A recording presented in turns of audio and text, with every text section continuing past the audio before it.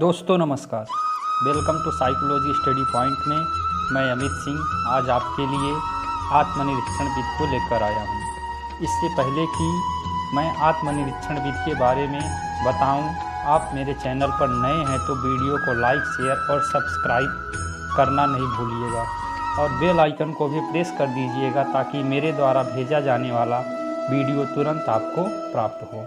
दोस्तों, अधिक समय न लेते हुए सीधे मैं अपने अंतर्निरीक्षण विधि पे आता हूँ। अंतर्निरीक्षण विधि, जिसे इंट्रोस्पेक्शन मेथड के नाम से जाना जाता है। दोस्तों,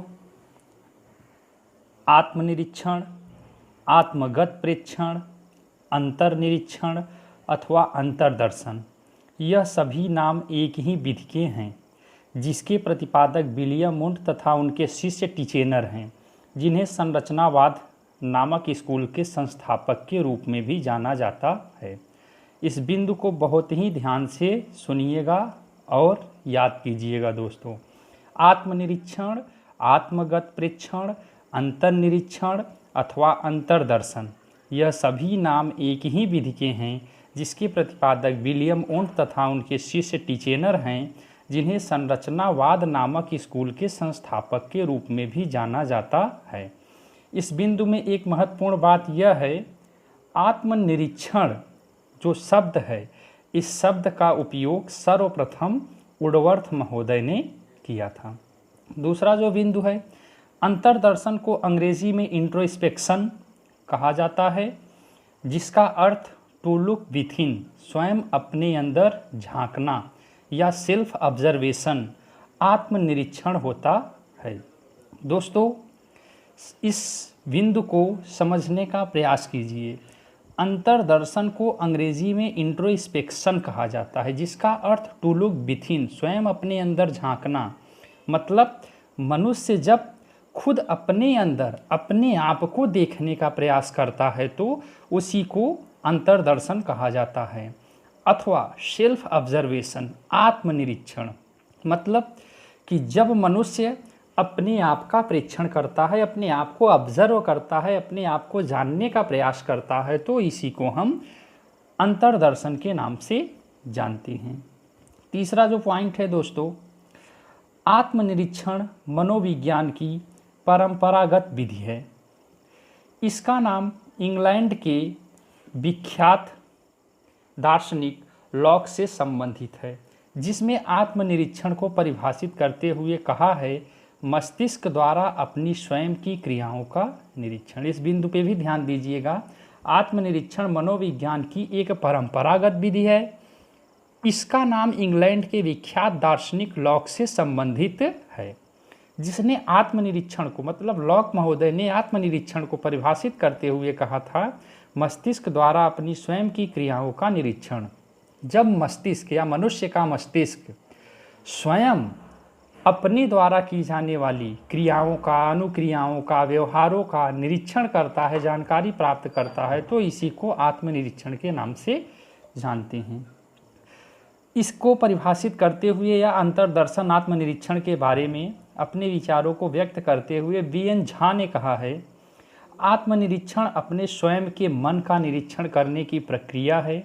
यह एक प्रकार का आत्मनिरीक्षण है जिसमें हम किसी मानसिक क्रिया के समय अपने मन में उत्पन्न होने वाली स्वयं की भावनाओं और सब प्रकार की प्रतिक्रियाओं का निरीक्षण, विश्लेषण और वर्णन करते हैं।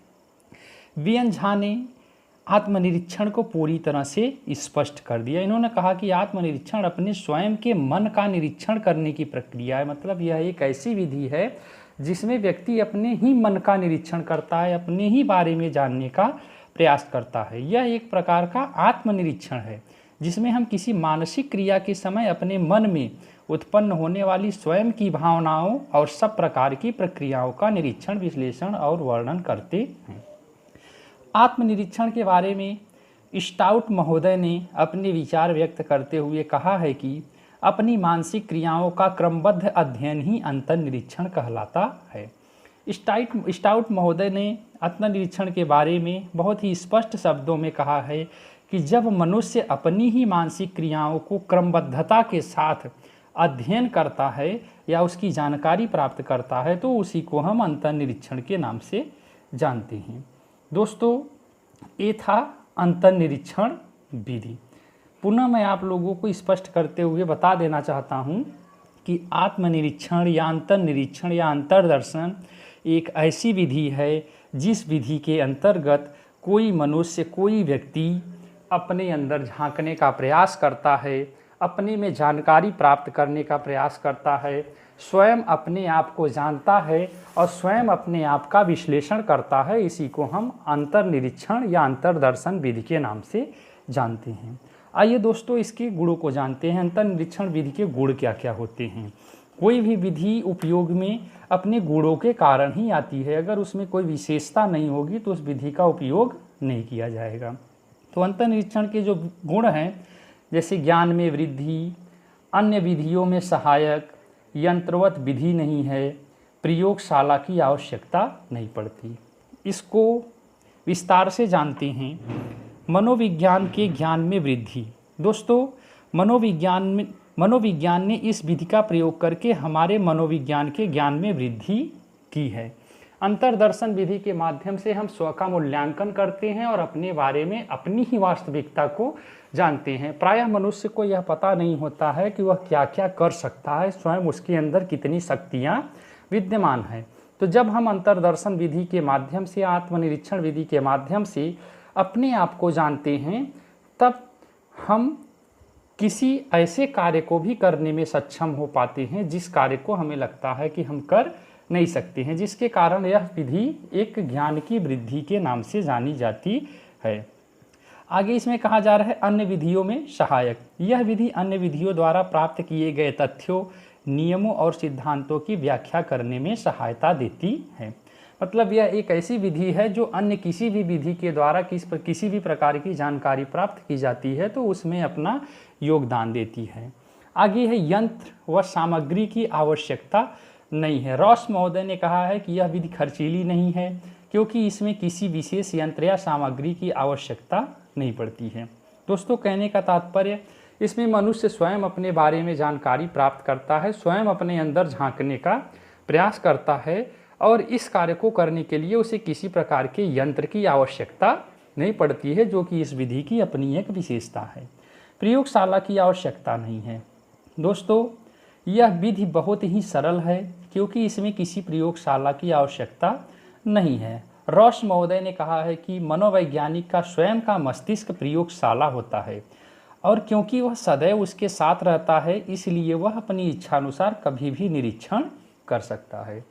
इसके गुणों के बाद आइए इसके दोषों को जानते हैं कि अंतर्निरीक्षण विधि में कौन कौन से दोष पाए जाते हैं।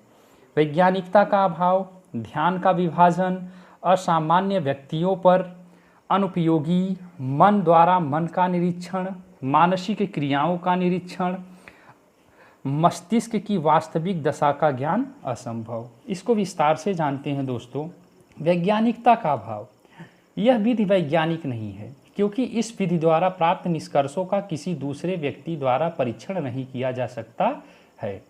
हम अपने बारे में क्या सोचते हैं, हम अपने अंदर अपने आप को कैसा जानते हैं, यह बात कोई अन्य व्यक्ति नहीं बता सकता है कि मैं अपने बारे में क्या सोचता हूँ।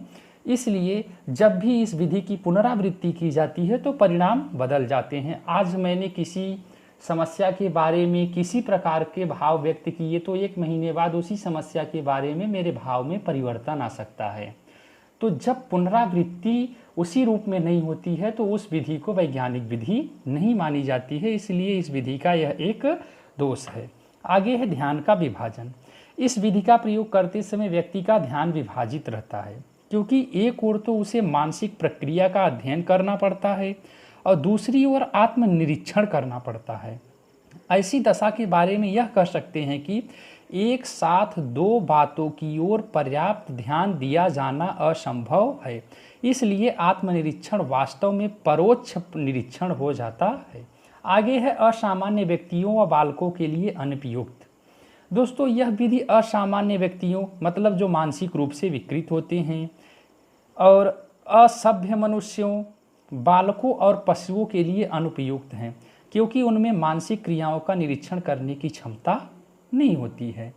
आगे इस विधि का एक दोष यह है कि मन द्वारा मन का निरीक्षण असंभव है। इस विधि में मन द्वारा मन का निरीक्षण किया जाता है जो सर्वथा असंभव है।